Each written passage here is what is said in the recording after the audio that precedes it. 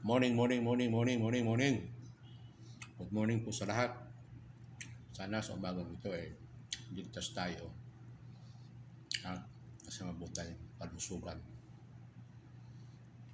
Magkape po tayo. 3-in-1 coffee with matching pandesal. Tumira na naman po si ulan, ano? Nakakainis. Nakakasira ng araw. Pag alis mo ng bahay, ang aliwalas ng kalangitan. Sabi ko, magandang araw ngayon. Mukhang hindi ulan. Diyos ko po, maangat pa lang ako ng bahay. Bumamanat na, lakas ng ulan. Tapos, maya-maya, as usual, tumigil. So, niloloko na naman tayo nitong mga ulan na to Kape po muna tayo dahil meron po ako isi-share sa inyo. Ang pamagat po, lihim na inis.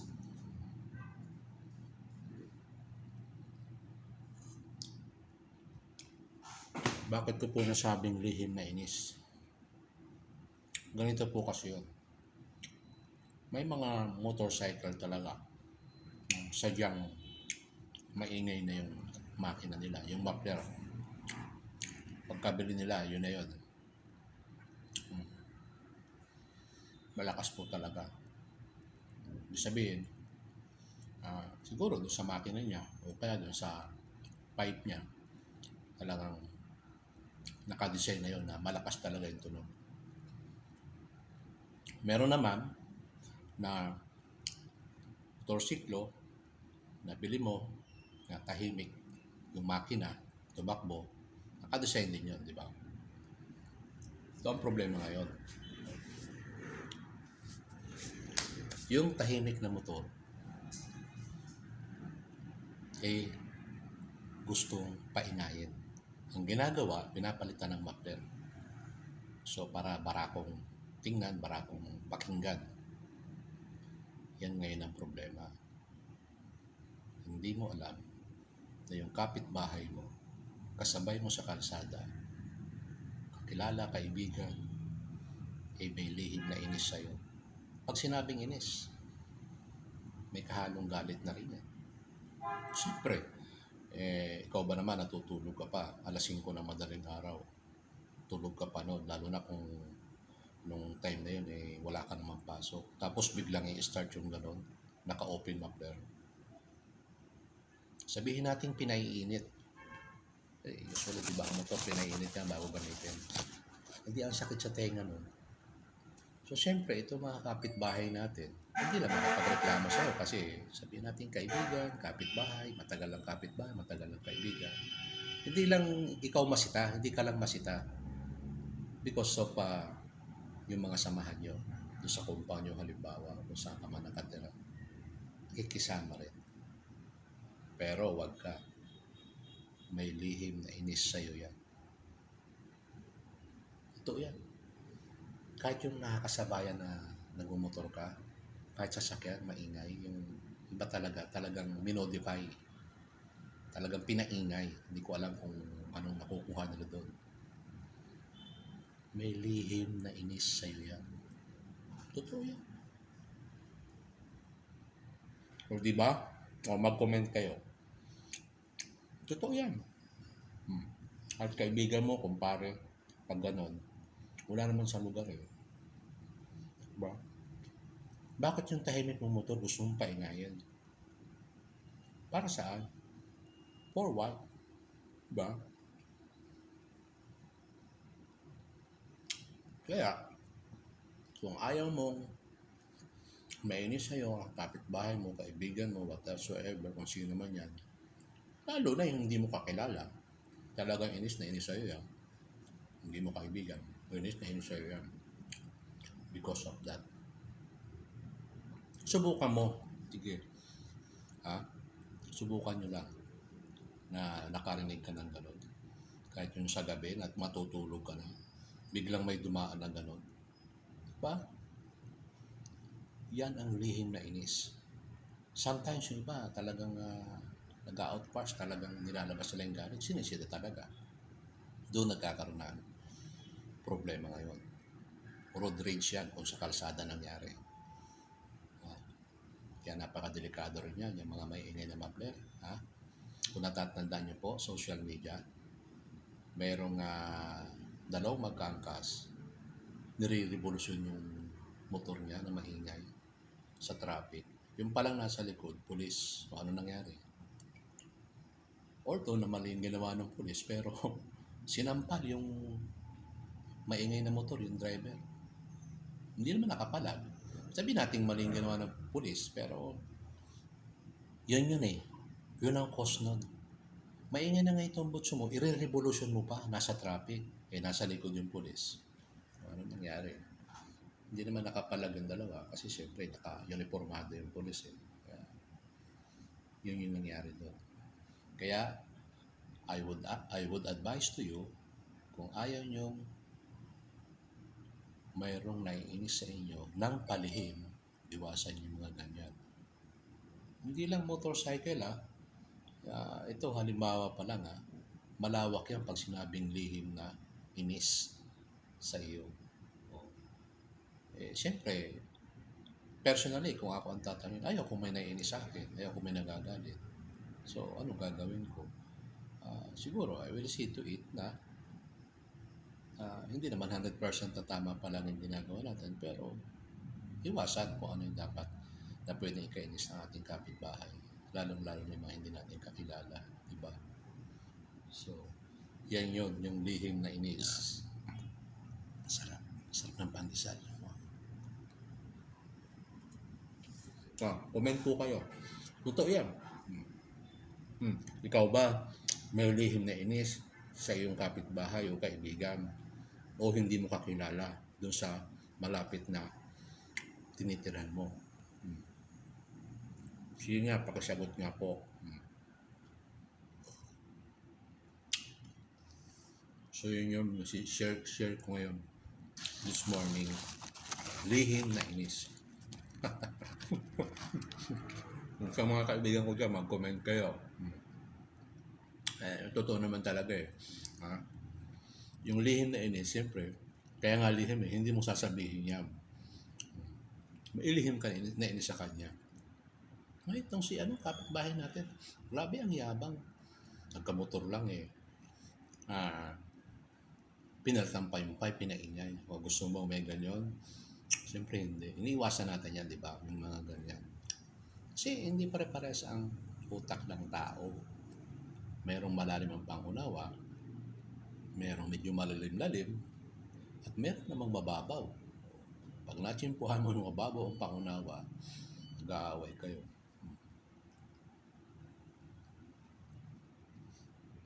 Anong gamot para maiwasan mo to na hindi ka kainisan ng kaibigan mo, kapitbahay mo, o kung sino pa man? Gawin mo yung tama na tipong gagawin pa lang, i-assist mo muna. Tama kaya ito. Parang mali. Pag mali, huwag mong ituloy.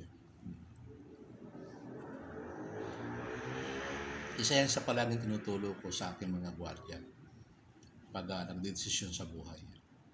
Dalawang bagay lang. Two things. Right or wrong. Let's say, magbibigay ka ng tawag dito, ng desisyon doon sa trabaho mo. O siyempre, dalawa lang pagpipilian mo. Iisipin mo, tama ba to? O kung tama, go mo. Pero pag parang nasa-sense mo or parang na-assist mo, parang mali. Huwag mong ituloy. Simple as that. Ganun lang yan. Pala yung tinuturo ko sa mga tao ko yun. Namili kayo, right or wrong lang yan. Pag medyo hindi na nila magdesisyonan, call your officer. Call our office for advice. Right or wrong. So yung lihim na inis, alam nyo na. Baka yung kapitbahay nyo may lihim na inis. Yung inggit, given na yan Inggit, given na yan. Kahit saan yan na lupalop sa buong mundo, meron lang yan talaga. Pero yung lihim na inis, marami na rin yan, pero hindi siya hindi siya talk of the town eh. Parang simpleng problema lang na nainis sa'yo yung tao because of that, di ba? Ganun yan. So mag-comment po kayo. Tanungin niyo yung sarili mo. Naiinis ba sa akin ng mga kapitbahay ko? Sagutin mo rin. Baka nga naman meron ka nagagawa hindi na ikakainis nila. Pero halimbawa lang po yan, yung open muffler.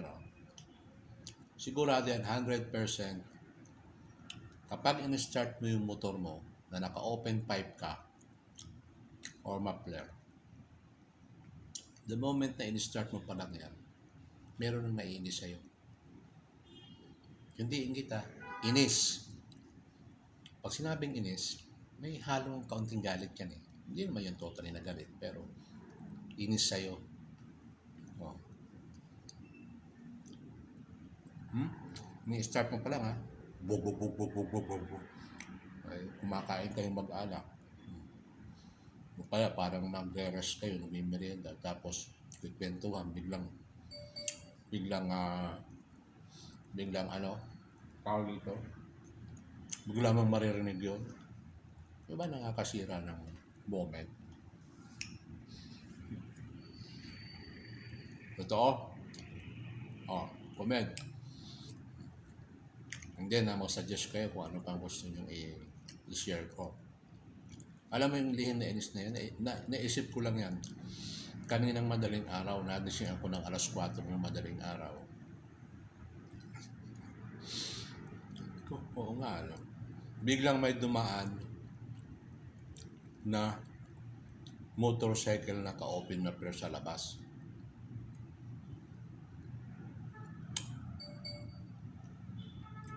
Nainis ako. Yun ang katotohanan yan. Kaya sinare ko sa inyo. Ay, imagine, katahimikan, 4:00 ng madaling araw eh. Nagasing ako eh. May time ako na nagigising ako ng umaga, hindi lang makatulog. Ang ginagawa ko, nag-init ng tubig, kakapi ako. Bahay. Just what I'm doing here in my office. Yun, doon nagsimula yan. Baka sabi ko sa sarili ko, sigurado ako. Parang nasa isip ko lang, sigurado ako, hindi lang ako yung nainis. Ang lakas naman talaga, sobra. Kung sana sa buong barangay yata yun, buong komunidad, ang lakas talaga. Yan, tatanungin ko rin kayo. Anong purpose ng open muffler? Open pipe? Bakit kinabitan nyo? Hindi ko makuha eh. Sabi ng iba, nakakatipid daw sa gasolina. Ha? Wala pa yatang kapag sabi na nakakatipid yun pag kinabit mo ng open muffler. Wala akong maisip na dahilan kung bakit paingay yung motor. Napakasarap tumakbo pag tahimik yung motor mo. Parang kumisa wala ka narinig, buhay pala yung makina mo. So, ibig sabihin, smooth yung takbo ng makina mo. Maganda, matinin. So, hindi ko lubos maisip kung bakit gusto nung iba. Hindi lahat mga parekoy, mga bossing, amo, manager. Hindi lahat.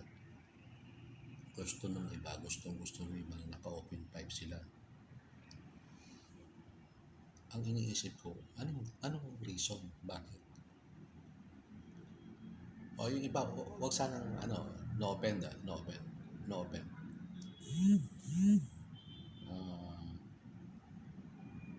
Dahil ba sa gusto nyo maging barakong tingnan kayo? Number 2, dahil ba sa gusto nyo maging center of attraction kayo na kayong pinag-uusapan? Number 3, gusto mong mapansin ka ng kaibigan mo, kapitbahay, kasama yan sa kalsada. Wala akong maisip. Or gusto mo lang magyabang. Possible, di ba? Kayo, Bigyan niyo ako ng dahilan kung bakit yung tahimik na motor, nananahimik, na hindi naman kailangan lagyan ng gano'n, ipapalitan ng open pipe, open muffler. Oh, tingnan niyo nga kung ano, mag-comment po kayo. O, dalawa na yung question ko Ah, nangyari na ba sa inyo yun? Na may lihim kayong inis sa kapitbahay niyo because of yung motorcycle naka-open muffler. Number two, bakit gustong-gusto nila na palitan ng open pipe yung nananahimik na motor? O, dalawang question, pakisagot po ninyo. Ang sarap ang pandesal. Anyway, sinare ko lang sa inyo yan. Naisip ko lang kasi kanina.